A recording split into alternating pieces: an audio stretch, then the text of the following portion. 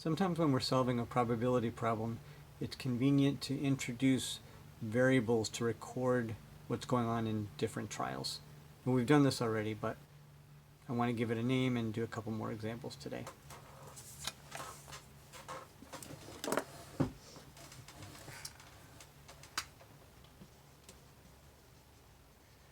So let's look at some notation we've used. We could have something like Wi is the number of spades in the ith bridge hand. Xi could be the result of the ith coin toss. Y could be number of heads after all our coin tosses.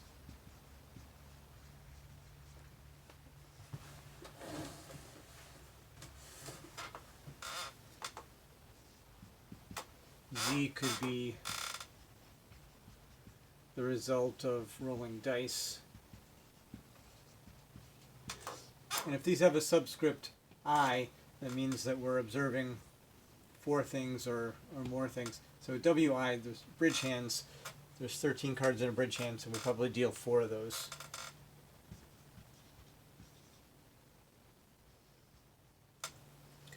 So for bridge hands,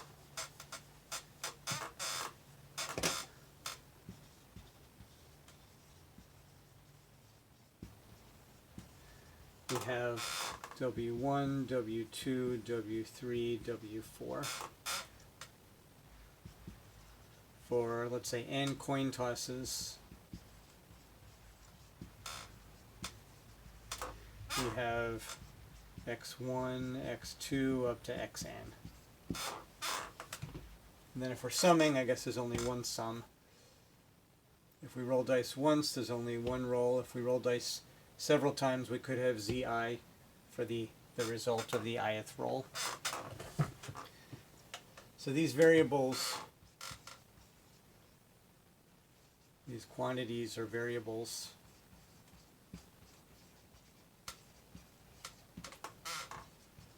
which are unknown before the experiment,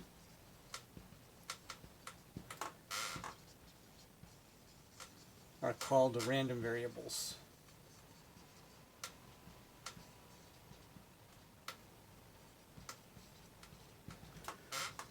Or random quantities.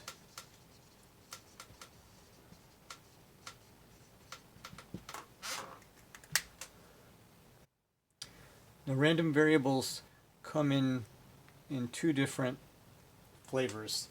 There's the ones that could take finitely many or countably many values, and the ones that could take uncountably infinitely many values.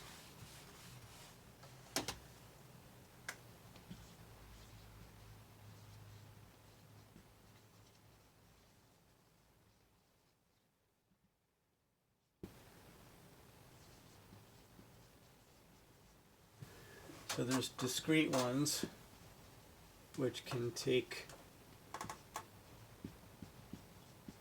finitely many or countably many values. Another word for countably many is listably many. So things like 1 through n would be finite, or 0, 1, 2, 3. So this infinite set is countable. We're listable because we can list all the values in order.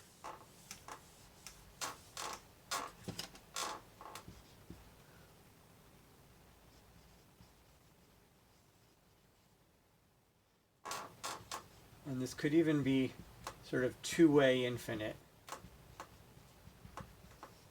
So integers are what we call countably infinite.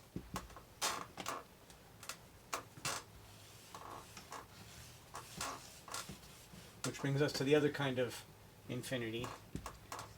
And the continuous random variables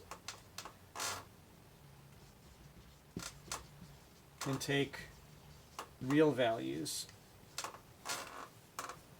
So anything on the real number line might be acceptable, or even just some interval. Maybe they can go from -6 to -3 or something. But on any interval on the real number line, there's so many different real numbers there that you can't even list them in order. If you list a number and then the next one, you've already missed something in between it, and there's no way to come up with a list of them. So these types of sets they're called uncountably infinite.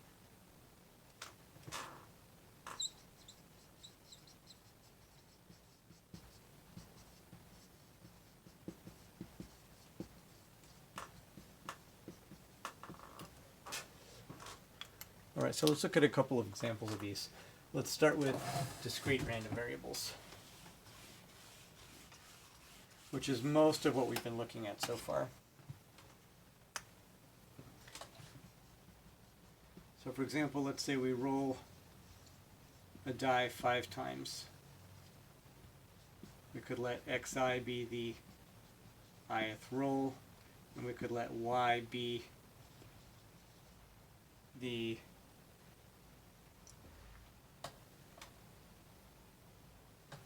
the number of 6s we've seen. Instead of a sum, I'm going to use something different.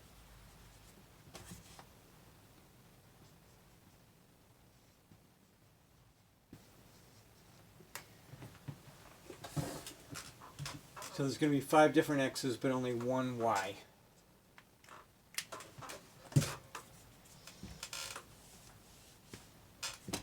So we could say the probability that x1 equals 6 is 1/6. Probability that x2 equals 6, of course, is 1/6 also. These are independent rolls.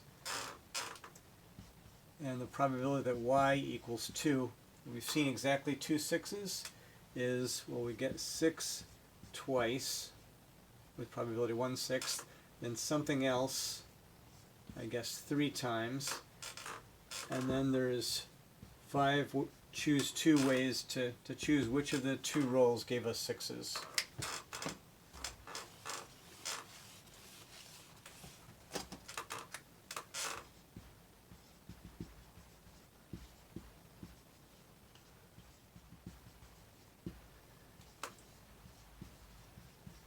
So 5 choose 2 is we're choosing which rolls.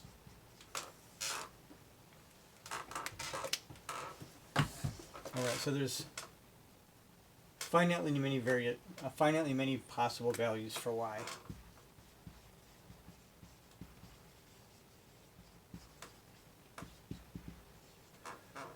On 5 rolls we could have seen no 6s, 1 6, 2 6s, 3 6s, 4 6s, or 5 6s.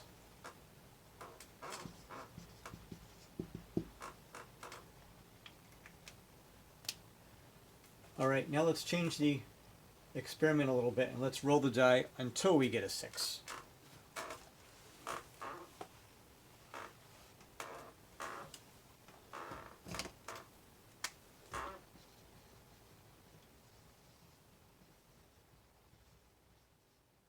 So we'll stop after seeing our first 6. We can still let xi be the ith roll. An interesting question we could ask is how many rolls does it take until we get the first 6? Let's let z be number of rolls to get the first 6.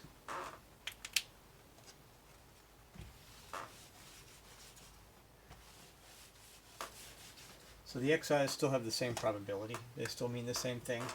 But the probability that z equals, let's say, 4 is, well, we have to get something that's not a 6, not a 6, not a 6, and then a 6.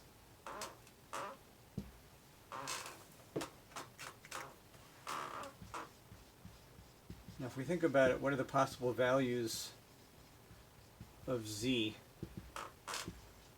We could get a 6 on our first roll, or the second roll, or the third roll. Actually, and there's no limit to how many rolls it could possibly take us to get that first 6. So there's actually infinitely many possibilities here.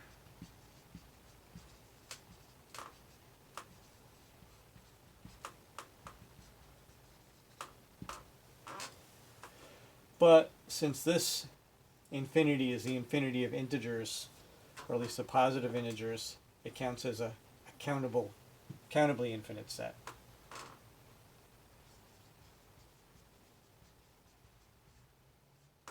So there's countably infinitely many possibilities, which puts this into the discrete random variable category.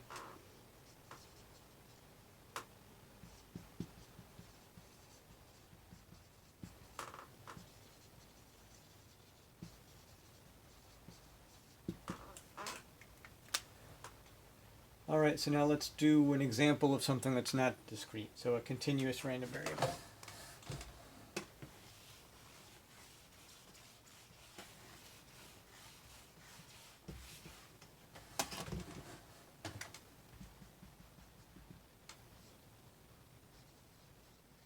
So let's choose a point in the square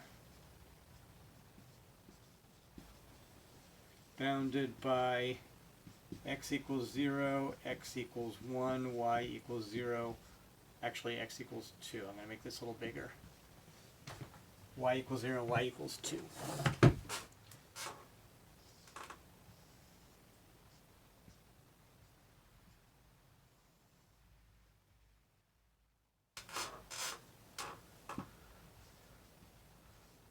Now let's say this point is x naught, y naught. And let's let z be the sum of the coordinates, x naught plus y naught. So z is our random variable. Now the possible values of z are any real number between, let's see, x plus y equals 0 is right here. So if we choose the origin 0, 0, I guess the sum of the coordinates could be as low as 0. And then the biggest coordinate sum would be for the point right here, which is 2, 2. So anywhere between 0 and 4. This is the line x plus y equals 4. And this is the line x plus y equals 0.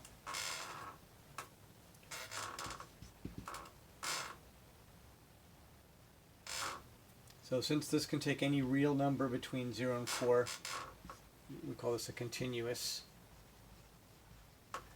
random variable. So one question we could ask is, what is the probability that z is less than or equal to 1?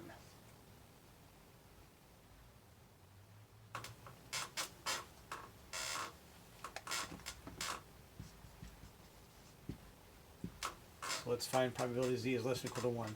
Well, z is x naught plus y naught. And that sum is going to be 1 if we're on the line x plus y equals 1. And that is right here, going through the points 1, 0, and 0, 1. And if we want the sum to be less than 1, I guess it's all of the points that are in this triangle. Let me get rid of this 2. So that's the line x plus y equals 1. Here's the point 2 on the y-axis. So the probability that the point lands in here is the area of this triangle over the area of the whole square. Well, this 2 by 2 square has area 4, and this triangle is half of one of those 1 by 1 subsquares. So it's going to be area of the shaded triangle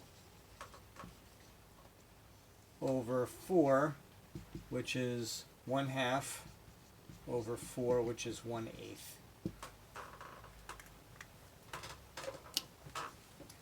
So these continuous random variables typically take values, well, they're real values in an interval, and we often get their probabilities by looking at the area of a region divided by the area of a larger region.